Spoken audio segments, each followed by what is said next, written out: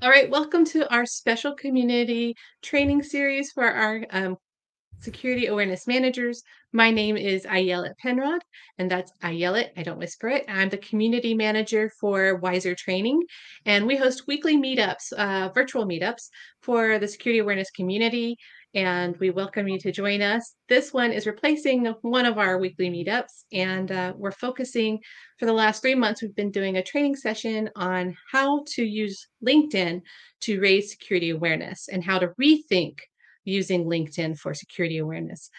We've already talked about, the importance of LinkedIn and some of the strategies for networking and for establishing ourselves as thought leaders.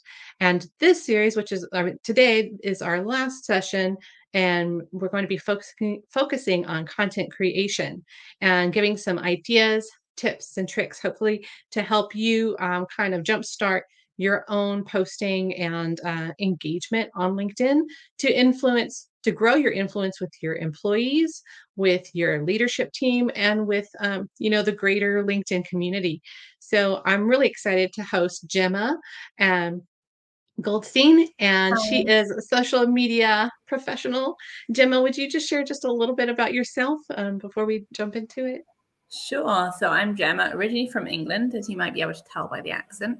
And I'm now working as head of inbound at Envy, an agency based in Israel working on marketing and RevOps with the Mhm. tech community. So, Awesome. Um, And you have a lot of cyber clients, so you're also familiar with kind of the cyber landscape as well. So I'm excited to have your feedback on that.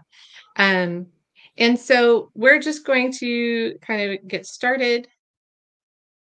Um, Real fast, just a quick recovery of what we've done before. Part of my goal is to just help people who have been more of lurkers on LinkedIn to start becoming more active, right? To get your voice out there, to get the message of security awareness in a broader way, to kind of make a bigger wave of getting people safer online. So one of that is just challenging people to post more often if you haven't been, to just start making those commitments. We've talked a little bit about formatting our posts, so it's not just a big block of text. And we talked about the importance of engaging our audience. And we're going to talk even more about that in depth. So some of those things we're going to go a little bit more in depth here. So we're going to go ahead and just get started with that. Um, and before, like any good marketing content, right? First, you have to determine who you're talking to. And otherwise, the message is not going to land most likely. But it's not that you have one message for everybody, even though they may all need to know to not reuse their passwords. Um, you've got to find, you've got to consider who you're talking to. Um, and for the purposes of this session, we're going to be focusing on three main audiences. That's your everyday employee, your cyber professionals who are, your cyber peers, and then the leadership team, right? Because we want to make sure that when we're creating these messages, that we're creating it in such a way that it will resonate with the right audience. And so we're going to deep dive into that in just a moment. But with all that said, I want us to keep in mind that creating the content is not the only thing that is important, right? And Richard Vanderblom, he's a LinkedIn master. He has great content. I encourage you to follow him. And in fact, I link him at the end of this slide deck. Um, but he had just kind of a nice way to kind of keep top of mind. So everything we're going to be talking about with creating different types of content um, should have these different aspects to them, right? And the first one is just to be authentic. Don't be afraid of personal stories sometimes, to share that human side of it because you want to be relatable. And nothing is more relatable than when you're starting to tell a story and someone goes, "Oh, me too," right? I agree So, with that one. And I would yeah, add, I've seen people fall down the problem area of going to chat GPT and saying, okay, I'm going to go write a post and just getting a spiel out there. You want it to be right, from you. You want it to sound like you. You want it to right. actually have your opinions in it rather than just copying and pasting. So be wary of that. Make sure you're reading. Absolutely. Right, such a great point. And also, so besides being authentic, you want to be active. And that's one way that looks is just sharing current news, right? Making sure you're on top of the news, which as cyber professionals, we have to be. Um, but, that helps to show that you are, you're current, you're involved. Um, and then also, though, be active in engaging with others, right? LinkedIn, one of the parts of their algorithm actually measures your engagement, right? They want to see it's a two-way conversation. They want to see you're not just shouting at everybody your message, but that you're actually listening and you're participating in conversations of other people as well. So that active engagement is important, and that Right. actually will help boost your own visibility. And then being approachable, right? And this is so important with security awareness managers because one of the important, keys to having a successful security program is having that two-way communication. So that's part of our goal also of being on LinkedIn more, making yourself more visible, is that people will feel more comfortable to come to you. They'll know they can come to you. You're creating yourself as an address to come to. So, you know, but not only that, you're also proactively reaching out to other people, connecting to people Mhm. in your organization, and making that saying, letting them know how you want to connect. Right. So I there are things just to keep in mind. I would add to that, as you said, doing the engagement is so important. And LinkedIn actually has a score, a social selling Hmm. index that will make your Right. post appear to more people the higher your score is. And it's based on how much you establish your professional brand, finding those right people, engaging with actual insights, and building relationships. And those are all what you just said. And the more you do Right. that, the higher your score will be, and the more you'll show to people. Right. Absolutely. That's a great point. And there is a link you can, I'll try to find it and add it to the I can conversation of send this it. event. If you could just put it, yeah, add it to there, and we'll put it on there. You can check it if you want. It just kind of gives you a nice kind of gauge and maybe to help you see progress also. So let's get into our first audience, right? The regular everyday employee. You know, so when we're creating posts for them, you already have the content for a lot of this. You are already creating these announcements, these, posts on Yammer or Microsoft Teams. You can just simply repost it on LinkedIn, and that will give it a greater boost. In fact, Gemma, it was funny. We were talking about this in one of our regular meetups, and one of the professionals in the group, he said, I did what you said. I took a post that I had on Yammer and I reposted it, reshared it on LinkedIn. And he said, I got more engagement on LinkedIn from my community peers than, from the company than I Right. did on Yammer. It doesn't surprise me. I mean, LinkedIn's where people they go to network, but they also go to learn. I learn personally a Right. lot on LinkedIn, and it's a great way to share knowledge. Right. It is, and it's less threatening. Mhm. That's another advantage I think LinkedIn has is it's an indirect way that the employee maybe doesn't feel like, oh, it's just coming from, that I have to do it. It's not drudgery. It's, oh, look, so and so, I know him. He posted. Oh, what did he say? So, that's another just advantage of LinkedIn and why I want to push more professionals to use it, especially in security awareness. Um, but another thing is, you're already educating. We know we have to educate. Um, and sometimes you have to kind of walk them through it. And as we say in marketing, right, you need at least, what is it, 11 touch points Yeah. before a buyer will even start to consider to kind of engage with your brand. Right. So we just have to be patient and constantly, plant those seeds. So Mhm. LinkedIn helps to be one more channel for that messaging. Um, and my last one, which I love, uh, is that you have the opportunity to share content on LinkedIn that maybe HR is keeping you from sharing because they're a little too nervous about some topics. Yep. And so I'll give some examples in a minute, but we'll just kind of go in. So the first one is, when you're educating, right, you want to make it bite sized, especially for the regular everyday employee. Security is already overwhelming or mysterious. And so you just want to give them quick bullet points. And a great way to do that is through the carousels, I just call them slide decks, right? And the way you get that is just simply by creating a content piece, and you can use it in Canva and upload it as a document. And so it's actually a PDF that's being uploaded to LinkedIn, but it has the effect of being like a slide deck. And these are really great. And I don't know if you can see or not, but this post that Gabby did, he's the Wizer founder. Um, it was a simple, you see there wasn't even much text at the top. It was simply, ways to discuss online safety with your kids. And it just went through really quick, boom, boom, boom. Here's 10 tips, very simple, straightforward. And it got 72 reposts, which is just insane. And then a ton of engagement as well. So this type of content does really well. So I would encourage people to consider throwing in a slide deck at least once a month, or if they can. Yeah, um, I'd say even more than once a month if you can, if you have capacity. And we'll talk right, about later how easy it is to do, and how you can repurpose different content. We'll talk about later into these slide decks that can be really, really useful and really shareable. right. And on top of that, or speaking of that, so Zoe with social media, she's a social media agency founder.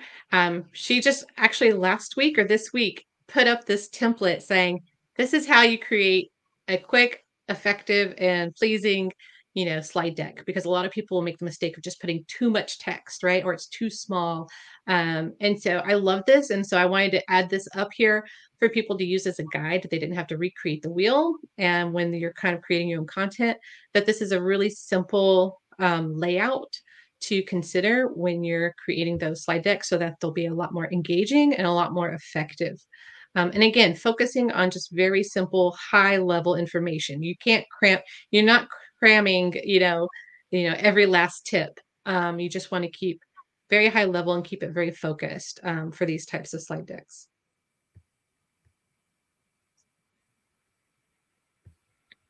Other types of content that people sometimes they think that all text is not going to be interesting, or it's going to be boring or something, but actually text can have some of the best engagement when it's done well, right? Yeah. And these are two examples that I liked.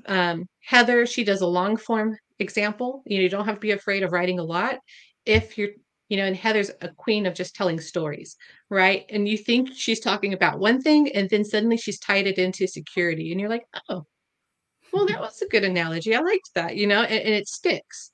And Tom's examples, he's a lot more kind of just straight shooter, and he's just going to get to the point, but he gives it to you, and it's thoughtful, and it's interesting. So I want people to make sure not to overlook just the importance of text. If Right. it's too overwhelming for them to think about creating slide decks or videos, text could be really powerful. I So, think people just want to learn, and if you mhm, by giving different ways for people to learn, it means it's accessible to more people. LinkedIn makes your post shown more the longer someone spends on your post. So if you have a nice, detailed, right, interesting text, it can't be fluff. Interesting text, and people are going to read it, and it will be shown to more people as well. So text is right, great. exactly. And we have a question. How do you change your industry on your social selling index? Well, I I'm not think it's sure. automatic. Actually, I don't know the answer to that either, but as far as I know, it's automatic. They put you into it by your job. So, say you've got your job now as head of inbound, that will place me in the advertising service Mm, industry. So, it's right. based on your job right now. It will place you in the category. So, when you choose your job, you choose a kind of category of industry, and then it kind of places you into that. Have you found that you've been placed in the wrong industry?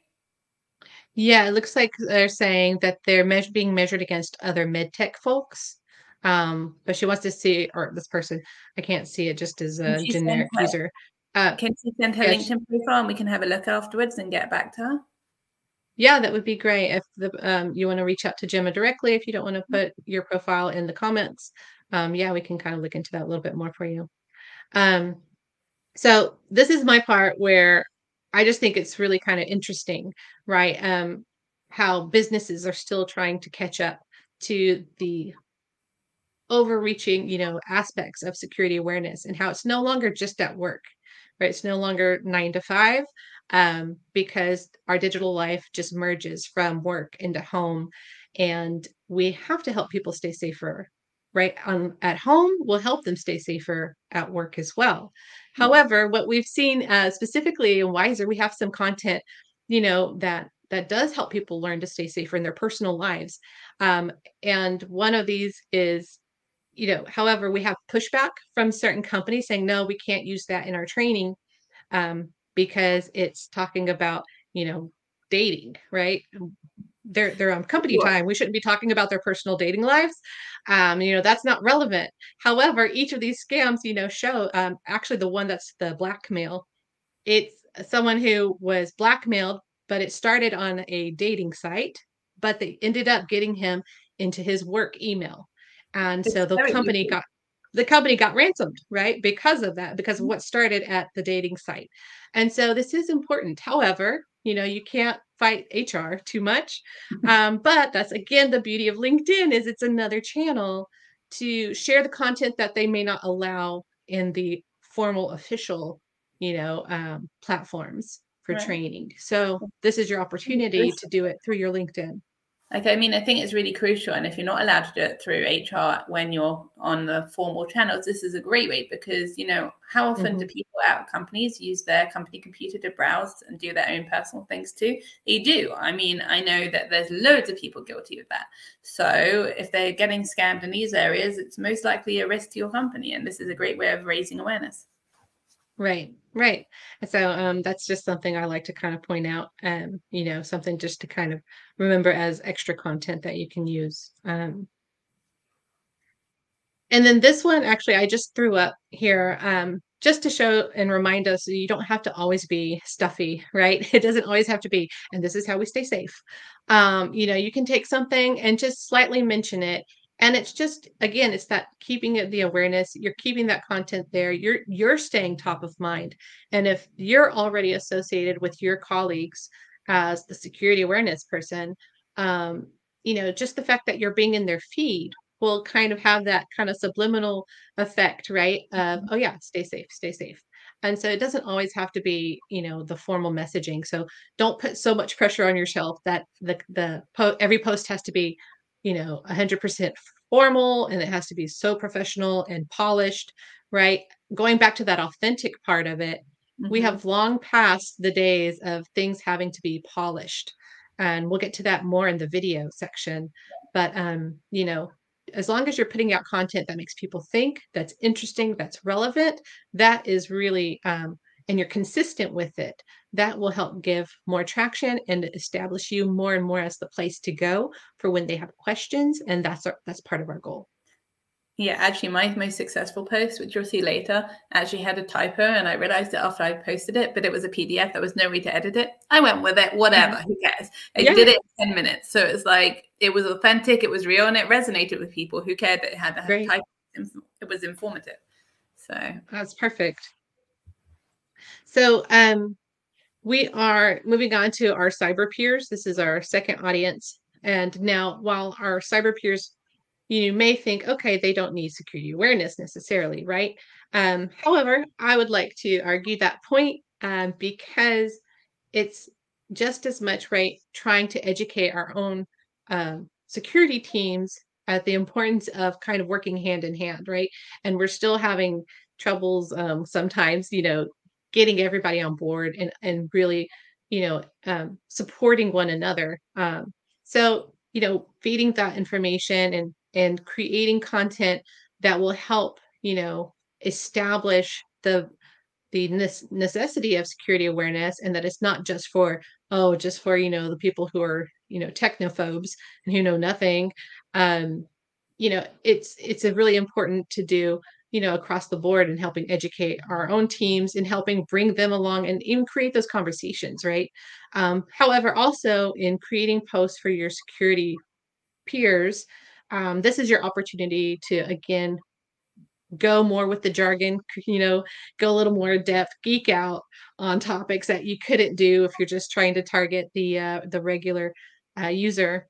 But it also helps establish you as a professional, right? It's helping your own professional brand. So don't neglect being talking to this audience as well when you're creating your posts. You might have a different viewpoint. I mean, not everyone in cyber Right. thinks exactly the same way, and this is your way to share you. Right.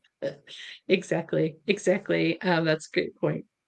Um, so I love examples, and so I want to just kind of put a few more up for people to just kind of see.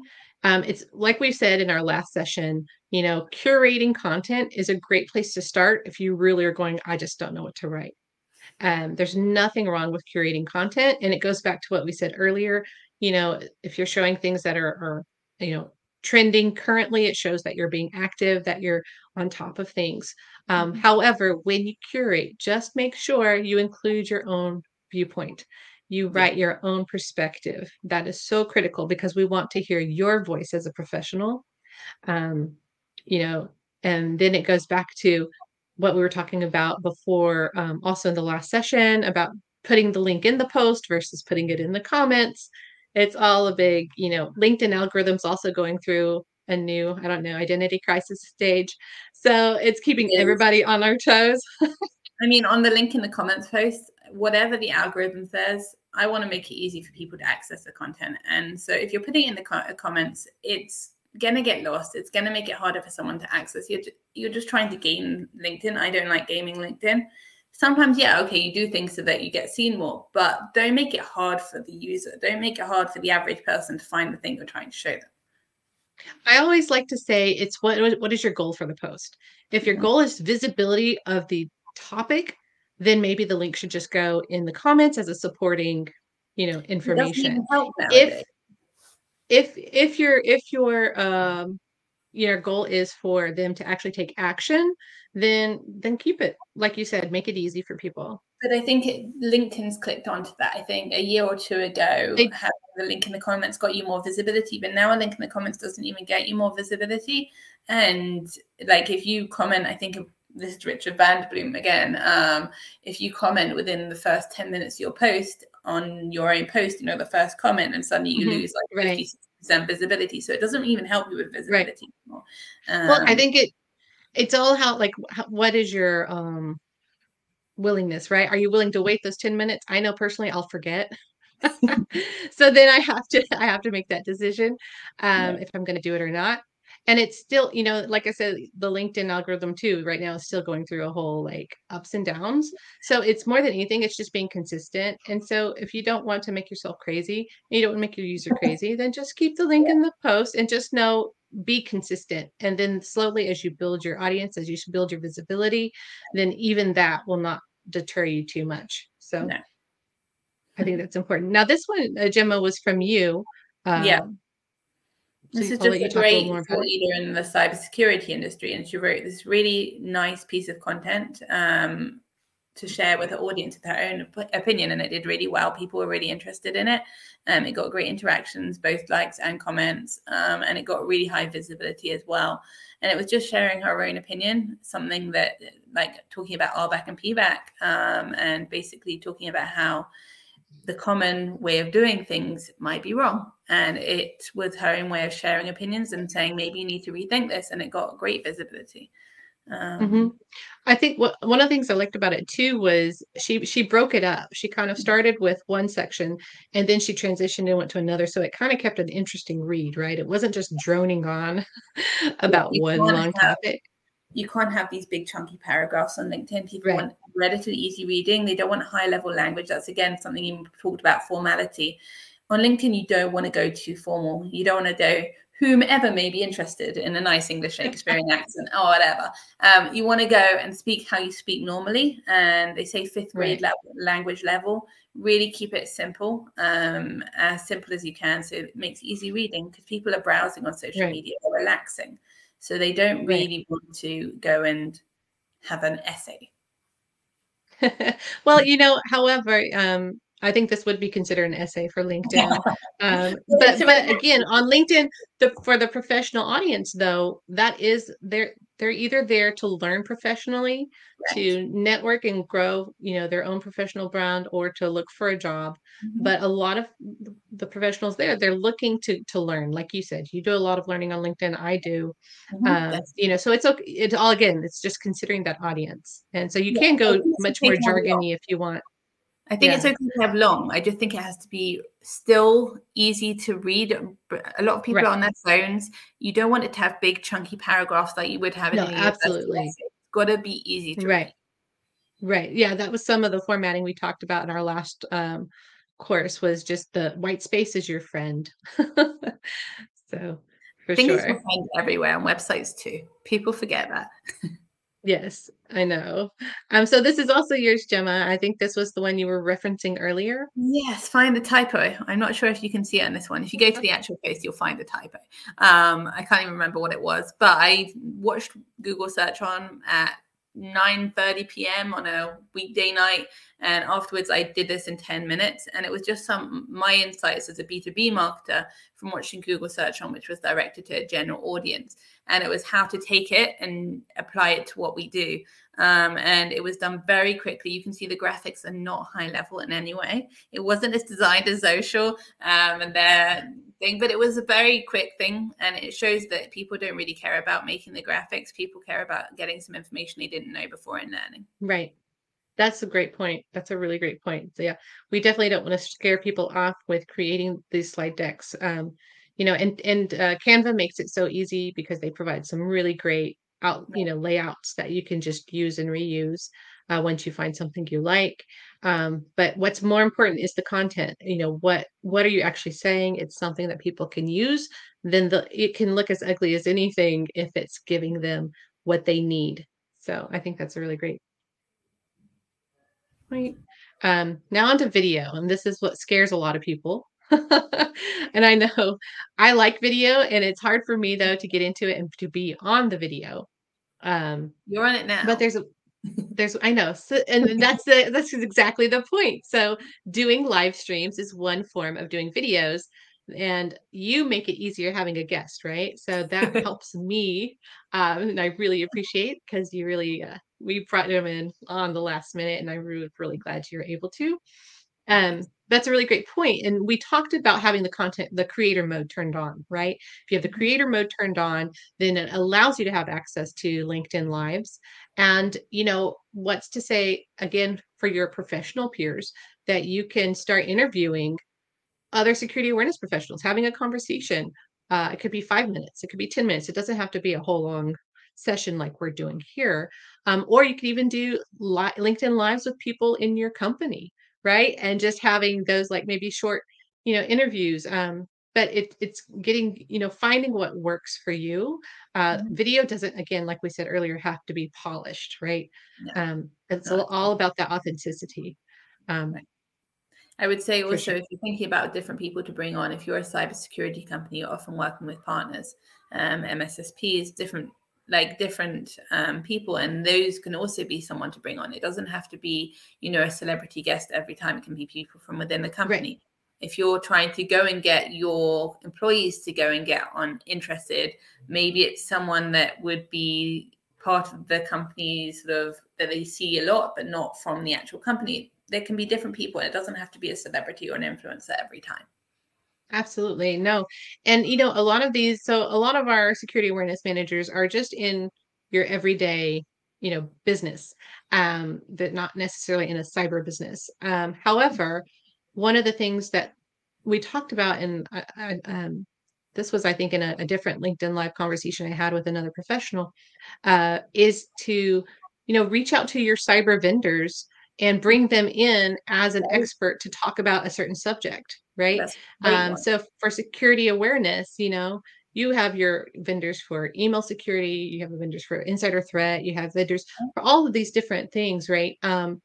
So reach out to them. They are a resource, and you Yeah. can host a live and do that with them and invite your employees, to it. So that kind of gives just a different take on it as well. Right. They'll often be willing because they don't want you to churn away as a customer, right? You're important to them. So, you Right. know, They want to show they've got that right. value, right? They want you using them and they want you more people who are aware of their tool that's better for them. So, yeah. Right. Um, And then, so I listed a few video editors here, that help make life a lot easier. You don't even have to have too many video skills to get started. Veed and Descript and Peach are all kind of AI friendly, um, editing. They'll quickly put subtitles. Um, it just really can streamline once you figure it out. Once you kind of get going, it's great. Yeah, no, I love Veed. Peach I've used also, but yeah, I'm a big fan because they subtitle yourself automatically. It's usually pretty accurate, and you Right. can now also in some of them do different languages as well. And I think Hebrew is an option as Oh well, wow. which is really very Ooh, exciting. Um, that is very so cool. it's really really cool, and it's subtitles. You can add different like gifs to your thing to make it more interesting. You can add background music. You can remove your background and change your background. It's very, very, very simple. And it's just such a great tool. Yeah, that's awesome. Rich says he uses Blender for video editing. So Blender's a little more like if you're using Blender, like your tech skills are already much ahead of mine. My husband he plays around with that tool, but yeah, so Veed and Descript and Peach are all more just for very simple. You don't really need a lot of tech savvy to, or even video savvy. It's just they're very simple and easy to use. They're great options. And for doing live streams, such as what we're doing, StreamYard is a great option, which we happen to be streaming on. And then Restream is also another pretty user friendly option that you don't have to have. If you're not looking to do like high, you know, um, kind of highly professional and polished, then these are really great tools to use for those. And speaking of other types of videos, right? We were talking about being authentic and you don't have to look as polished. I love Steven Simmelroth. I don't know if you follow him or not, but he for a long time, I'm not sure if he's doing it now, but he would do these running videos while he went running and he would give you some tips on a topic. And that was his post, and it's very authentic. It's very who he is. But he would always give you just something to think about. And so I like his example as an example because it does not have to be, you can really think outside the box and make it fit your personality, again, for that more authentic and human touch. You know, Um, someone who I really liked that did something that was nice. Every week there was a guy who made himself a cocktail as he did it. And he talked about, I think it was, I can't remember what it was, but something in breeches, bourbon and breeches. And he did a cocktail with oh, bourbon yeah. at the time. And that was great because it was so simple. And it was just like very down to earth. You got to see his house, you got to see him, and you got to like know a little bit about him. But it was also some cybersecurity update kind of snuck in there. Awesome. I love it. So Yeah. yeah, so I know it can be like if you're for me trying to sit down and turn on the video and I have my script, like that's a lot of pressure and it's really I always get really weird with it. So this is why you don't see me have videos very often Sometimes you other don't need than a live script. streams. Sometimes you don't need a script. Write 3 bullet points Right. yourself and just babble, and then you can cut Right. yourself a little bit afterwards. But like not Exactly. on video. But like yeah. But basically, it doesn't need to be like a long time prepared. If you've got an idea, just go for it. Just go for it and see what Right. happens. And it might flop, but if it flops, no one's seeing it anyway because it's not going to get shared. So, and if it doesn't flop, then That's great. a great point.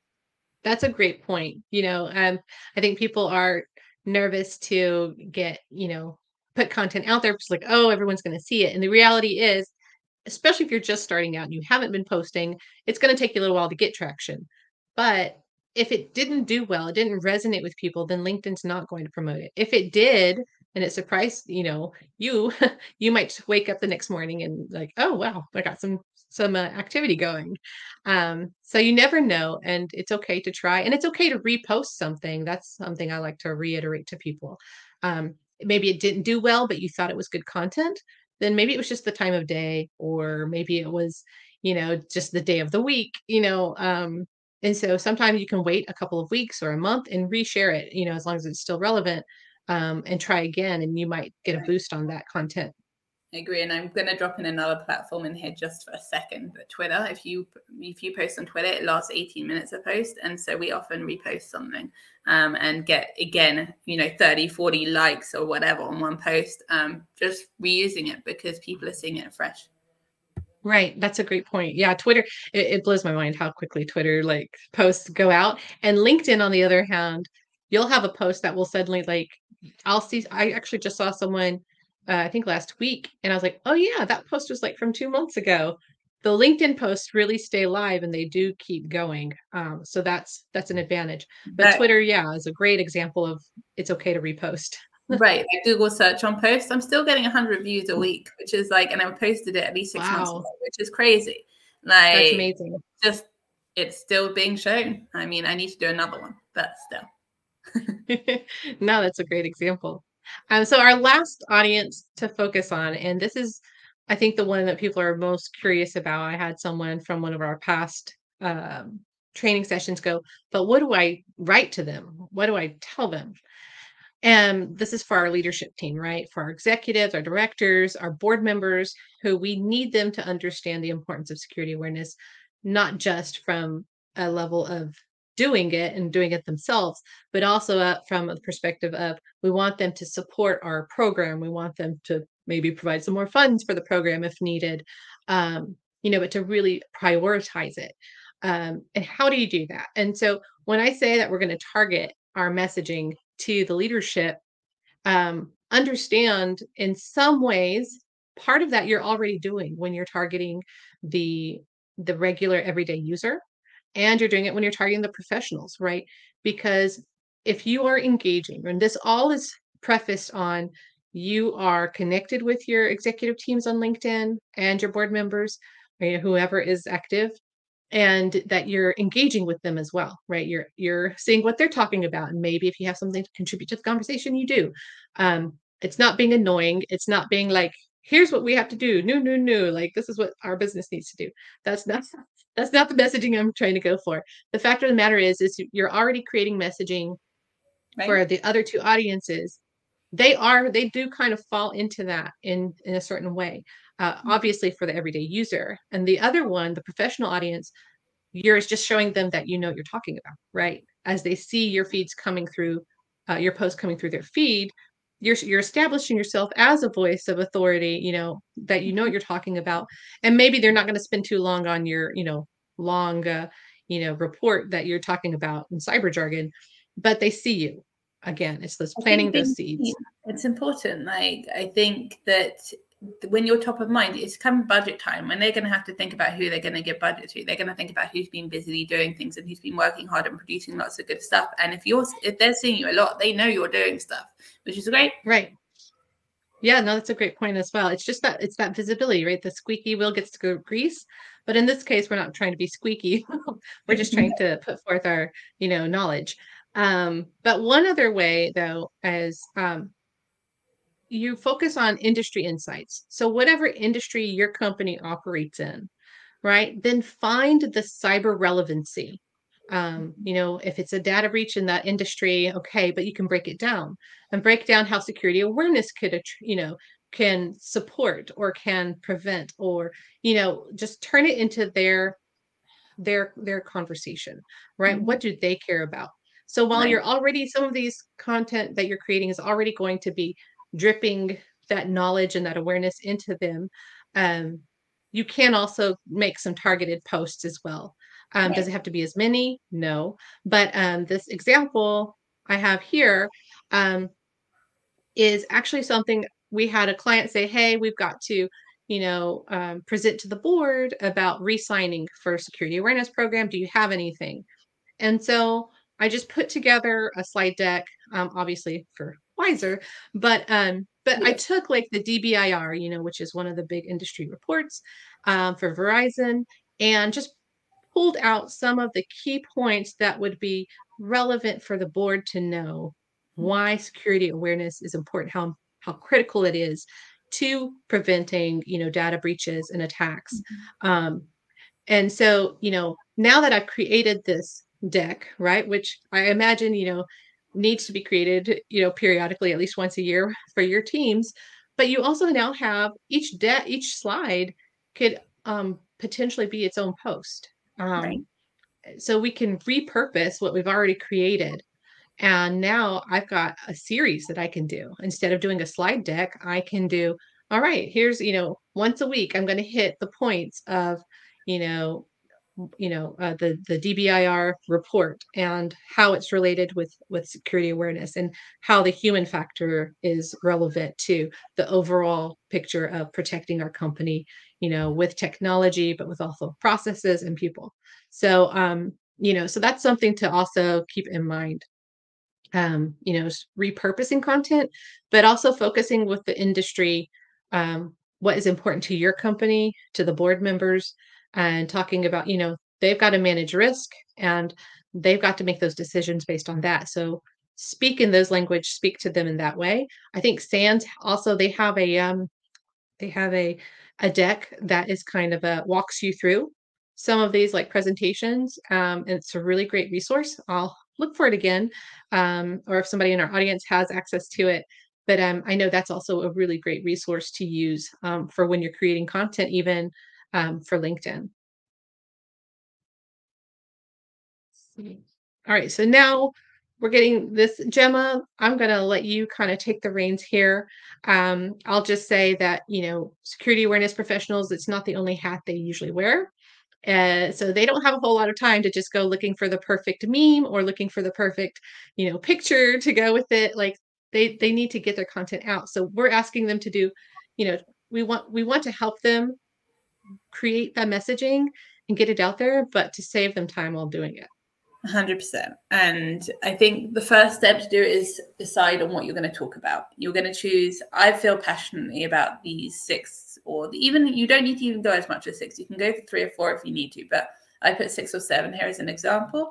And I gave some examples of, using romance scams, job scams as you used before, the rising use of AI, the impact of what a breach would have on a company and friends.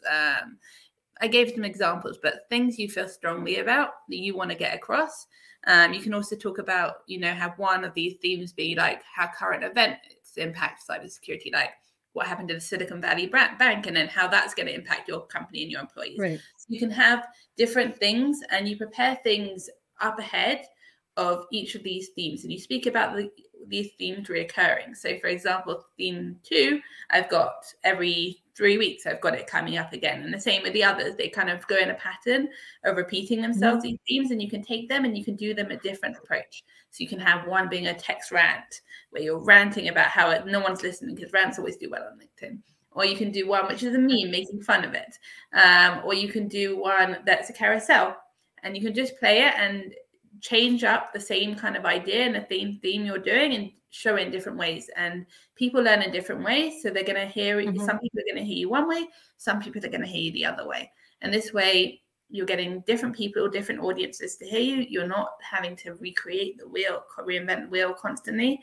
And you're getting your message across, which is really great. Right. So you can do this ahead of time and then repurpose and within those themes. And it means that you also start to repeat yourself again.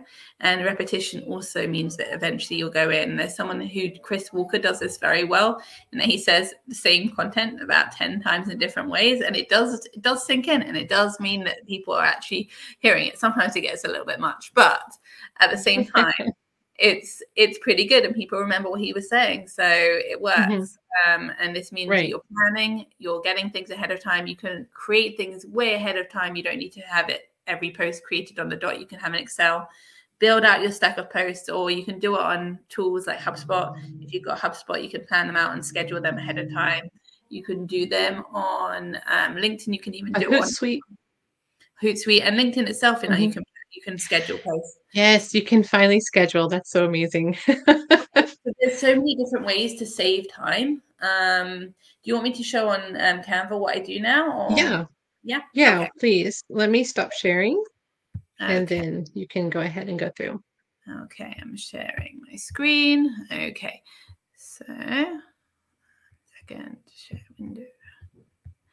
1 second. Okay, so I'm going to go and show firstly a few different things. Now I've blacked out the names of companies, but basically you can see that this was a carousel that we used in different ways to get across different points, but we use the basis. So you could just go and put your points in different ways and do it in multiple times and clone it. And you could just go file and duplicate. Hold on 1 second, Gemma. Nope. One Yep, second. I'm sorry. I was looking in a different place and we didn't have you up on the screen. So can you just walk back real fast the couple sure. steps you did? So Sorry I was about that. saying first, you can have templates on Canva where you can build something and then change it out. So you can have a carousel and you just literally change out the text in it and you suddenly got a carousel. And if you're doing this once a month, people aren't going to get bored of this. And you can use this carousel over and over again with different tips in there. And there's another And example here. the advantage of having a set design also is if you're doing it consistently, people will start to recognize, and that's another way to go, oh, that's a post from Nathan. I like that post, you know. 100%. Um, so 100%. that's an advantage of keeping the same design. Having that branding, that personal branding where Mhm. people say, oh, that's you, that's great. And then this is just another one Right, you can. exactly. And I want to show you just how quickly and easily it is to make something where you share a point of view and it doesn't look necessarily professional, but it looks much more than what you would do. So say you're going to add in Mhm. a picture over here. That's a picture of me and Okay. I want to make it show, I want to post about my opinion. So I'm going to go to edit image and I'm going to remove the background. That's my first step. And I'm going to take that away. It sometimes takes a minute, but then it basically removes my background and it means that I can play. And I think playing and having fun is the most important part. And it will get people Yeah. to, now it's being slow. So give it a second. Might because we've got the live going on at the same time. It does take a minute usually anyway. Here we go. Okay. So then you can go and make me bigger. Although it's quite scary when I make me bigger, but there we go. And then I'm going to go and add a speech bubble and I want to share my thought about something, let's say. Okay, so I'm going to add a speech bubble over here. Okay, now you won't be able to see it yet. And I'm going to add a background. Okay, let's see. And it doesn't need to be something very complicated, but already this looks way more professional than if it was just to post a photo. You can add text in here, and then you can also create interest and draw people's eye by going to elements and adding, say, let's say a light bulb. And when I do a light bulb, I can do something that's moving. So I go to graphics, and suddenly you can see there's all these different animations here, and you can use them and place them on here. And suddenly I'm sharing a point of view. I'm sharing something people don't necessarily think about. And I'm giving some visual thing to stop them while they're going through their feed. Right. Suddenly, if I add a text here about what I'm thinking, then suddenly people are like, oh, that looks interesting. And they're going to know that I've got my point of view. So Canva is amazing. I am not a graphic designer. I do not have major graphic design skills, but it's so easy to change and do things in like a second. This took me a second. So it Yes. doesn't take long. And you can do this in bulk. So if you want to do this again and again, I'm going to have a different point of view. And I'm going to show you how easy it is to make it change and look completely different. I've got a thought about something that's hot in the news right now. There's something major that's going on with the banks. I want to say something about the banks. This is at the top of everyone's mind right now. So I'm going to go dollar. Okay. And I'm going to get something that's I like. We can talk about how the money of like cyber criminals is happening when they go and mimic Silicon Valley Bank and say, you can access your money now, just do this and this and this. There you go. Right. And I'm doing my thought there. And suddenly it looks different. Right. It looks really different. And you can change up the speech bubble. And it took me a second to do this. And it's not, professional or anything, but it's eye-catching and it does look different. But it also has Right. some kind of theme.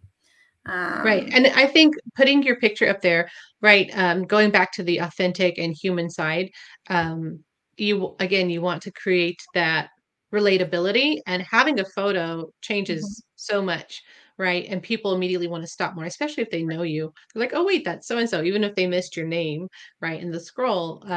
So that's why being on video is a big deal, or doing selfies, even if you're in an event.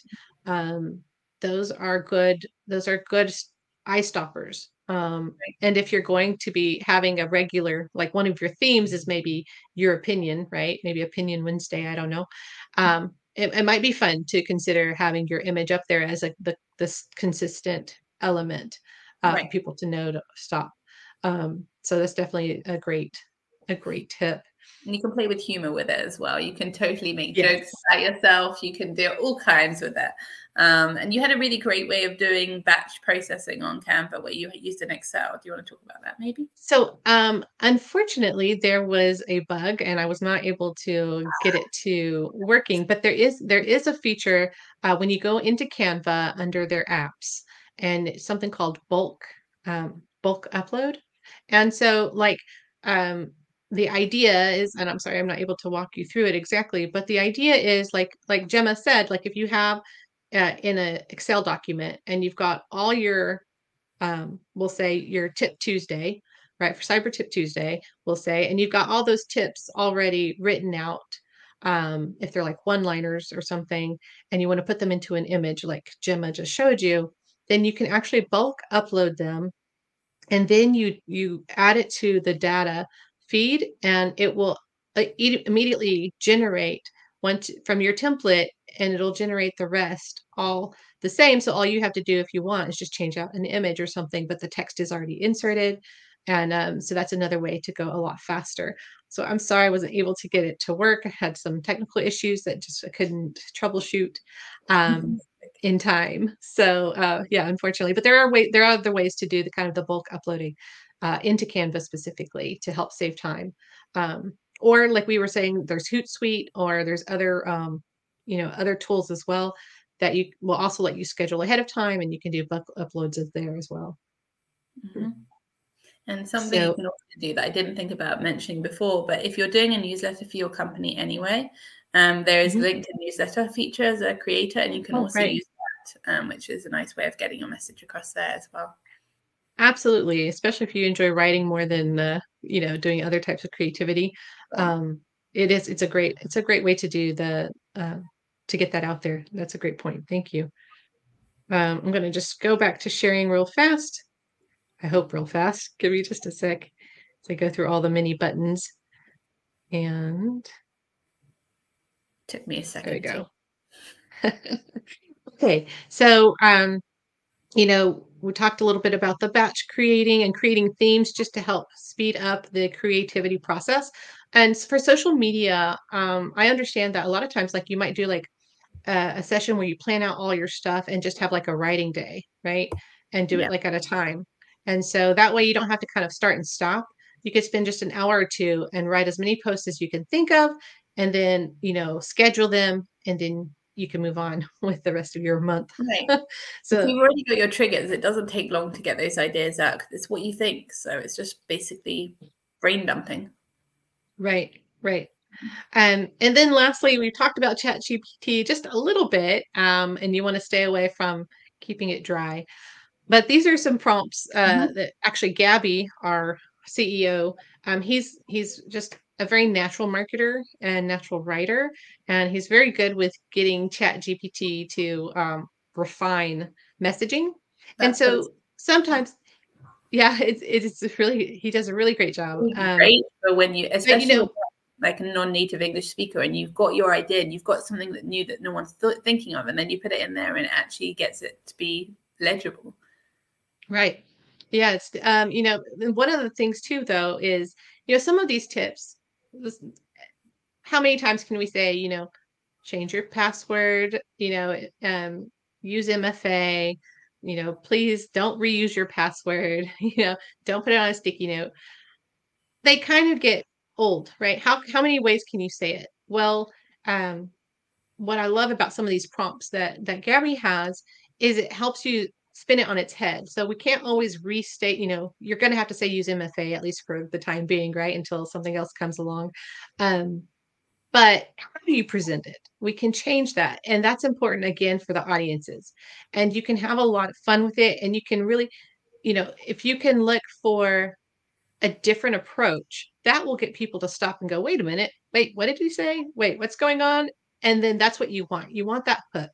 And so these prompts are really great to help you kind of either get a different perspective, something kind of fun or playful, or just even help. You can just say, write me a hook. I need a hook that's witty, or I need a hook that's a question about this topic, right? And kind of use that because you want to get people to stop. And Mm-hmm. that can sometimes be a challenge. And I know if I'm on my own, it'll take me forever. But that's where Chat GPT is your friend, and or other AI tools as well. And they can really help you with that process. And so these are some fun prompts I thought can help people kind of get going. So thanks to Gabby. We're sharing that with everyone here. Yeah, no, ChatGPT, from what I said before, I don't think that ChatGPT is something you shouldn't use. You should definitely be using it. You should definitely be using it. You just can't let it write these generic, boring posts, but you can definitely use it. Like, for example, if you want to talk about password, not using a password on multiple sites, you can say, ChatGPT, tell me about the funniest and the most embarrassing incident where someone did passwords on multiple places and something happened, and catch people's attention. Like, it's an amazing knowledge base, and it can give you so much. So it can definitely be used to make amazing posts. It's just finding the right way to use it and not just relying on it to do your job for you, to make your job better with it. Right. Absolutely. I like that. I want to just talk about using hashtags on posts. We talked about it in our last session. Just a reminder for anybody who was in our last session, and for anyone who's new, it is good to include hashtags on your posts because it helps with the visibility. The challenge I see people doing, though, is that they use hashtags that are all jargony, and they're not considering who they're writing to. And my go-to example is if I'm writing about how to keep your small business safer, right?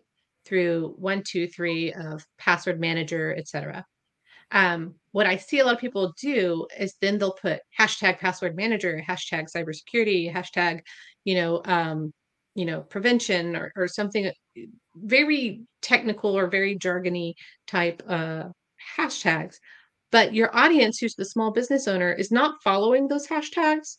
They probably don't even know some of those words. And so instead of using all of the hashtags that are very jargony, use hashtags that are relevant to that audience. So use small business owner, entrepreneur, small business tips, right? And so use a combination of those, and that will help also with your visibility. Don't go crazy. 3 to 5 is supposedly kind of the sweet spot, according to Richard, at least one point. But the last thing is, and I like to say also use a mixture. So maybe you want to keep in a little bit of cyber. So cybersecurity is a huge hashtag. We'll see in a minute how many followers it has. But you don't want to use that alone because it's too broad, right? You want to use a combination to kind of really narrow in your audience so that it'll more likely get to the people you want to see it. And so here's just a quick and dirty kind of list to give you an idea that not all hashtags are created equal. So just because you think it sounds good, it may not give you very much. So if you can see the main example in the middle, we have security awareness versus security awareness trainer.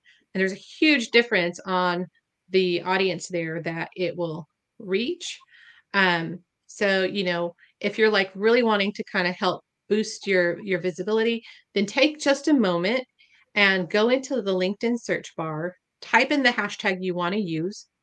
And it might take you 2 times because sometimes the LinkedIn drop down does a weird thing. So if it doesn't give it to you the first time, do it again, and then you'll see the option for the hashtag, and it will tell you how many followers that hashtag has.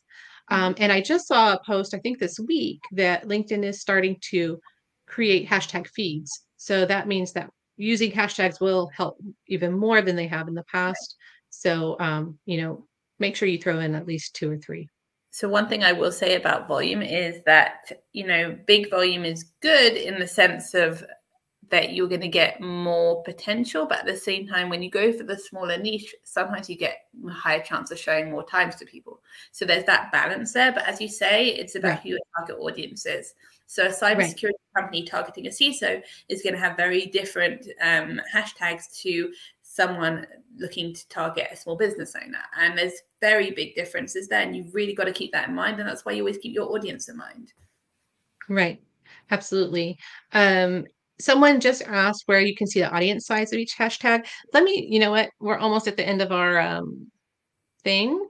If y'all will bear with me, I will show you real fast because it is just a little bit goofy. I don't know why they don't always give it to you first time. Here we go. If you do have trouble with that, though, there are other tools outside of LinkedIn. There's one for Twitter. Then that's not what I want. LinkedIn right tag. That's also a good one for giving you volume. But LinkedIn does. Can you say that again? So there's another website called RiteTag, RITETAG, and that gives you volumes also. So if you're having trouble with LinkedIn, you can also go there. Awesome. Right tag. Okay. Maybe we can also add that into the comments. But like if you just go into the search bar and you type in, cybersecurity, sometimes it will just, upon the first try, it's going to give you this, which is different people who've used that hashtag. But if you do it one more time and then you see the extra little hashtag at the side, click it again, and then that's where you will actually see how many followers a hashtag has. So that's how you can do that. I'm working on a list actually of cyber hashtags and some generic hashtags, slowly gathering that up. And I'm happy to share with anybody if you're looking to, get a few quick ones without having to go through this kind of headache. I'm happy to do that. So, yeah, so we're moving on. Really, we're kind of at the end of our time and just kind of went a little bit over. The last couple of slides, all it really is just examples of, one second, sorry, it's hard for me to multitask here. Actually, I already had it up. Is just examples of other cybersecurity professionals to follow who are being active. They are doing a lot of these best practices, if you will, on using LinkedIn well. I shared many of them last time. There was one extra that was added. I put him at the top, Danny. He is specifically creating security awareness content, and so I wanted to add him on there. But get inspired. Look what other people are doing. There's a lot of variety of styles here, and see what kind of resonates with you. And I just wanted to give different options, right? To say it doesn't have to look any one way. So just really want to encourage people to kind of start getting ideas, and to just start posting and to start getting engagement. And don't worry if you didn't get a lot of engagement at the first one. Just keep doing it. That consistency is so key. And then also you can follow social media rock stars such as Gemma. I really appreciate your time here, Gemma. You can find her on LinkedIn and follow her and get ideas from her own posts. She does a great job posting, as well as some of these other people I've referenced. I used some of their content in this slideshare today, and they are really, really savvy in what they do. Sherry Wright Pilo, I just want to give her a quick shout out. She's the one who is a ChatGPT's AI/Canva enthusiast, and really she does some workshops as well. So I encourage you to follow her and learn from her as well if that's something you're interested in. She's the one where I got the tips on doing the bulk upload, and she also had other tips. I just wasn't able to get it all in before this call. But yeah, so these are some great resources as well to provide you guys. And Gemma, is there anything else before I close out? No, I think that's it. You've shared so much information. I'm sure people are going to really appreciate it. So thank you. Right. Well, thank you. There's one question. Nathan said, finding common hashtags that the target audience like leadership would use. I would start following the leadership and seeing what hashtags they're using, right? You're just going to stalk them. We're not stalking them. Doing your OSINT. You're doing your OSINT, and just start seeing what they're using. What are they talking about? And that's part of that engagement we talked about earlier. Is creating that two-way conversation. So first, just start listening what they're doing. And if you remember, we did in our previous previous session was going to their post feed, where you can go directly to their posts without having to scroll and try to find them or look them up. You can have a bookmark bar and have a list of all the people that you want to stay top of mind with, and just bookmark their post feed URL. And then you can quickly check and see what they're talking about, every day. And that will give you an idea of what the hashtags are using, or the industry they're in. If you're like in the sciences, it'll start to give you a feed. And even if you make a conversation with them, you can start saying, hey, what's important to you guys? What do you talk about? And so it's just starting those conversations. Sorry, I don't have a direct or easy hack for you there, but I would just start listening in. I can add one thing. It's not only looking at the post they're posting on, look at the post they're interacting with. because that will also give you insights. Like on everyone's post That's feed, great. you've got the ones they're posting and you've got the things they're doing, what they like and what they're commenting on. And that will give you different ideas of what can get them to interact with you. Right. That's a great insight. And so I'm going to close it out and just saying, this is a part of our community that we have for security awareness managers. Everyone is welcome, no matter what tool you use. We do weekly virtual meetups, usually off of LinkedIn. We do it, but and we also have live streams, and we have lots of resources in our managers hub. So you're welcome to get updates and subscribe there. We'd love to have you join our community and have your insights. And thank you so much again, Gemma, for joining us, and really appreciate it. And we'll be sending this out to everyone who registered previously. We'll send out to our email list the replays of all 3 sessions next week.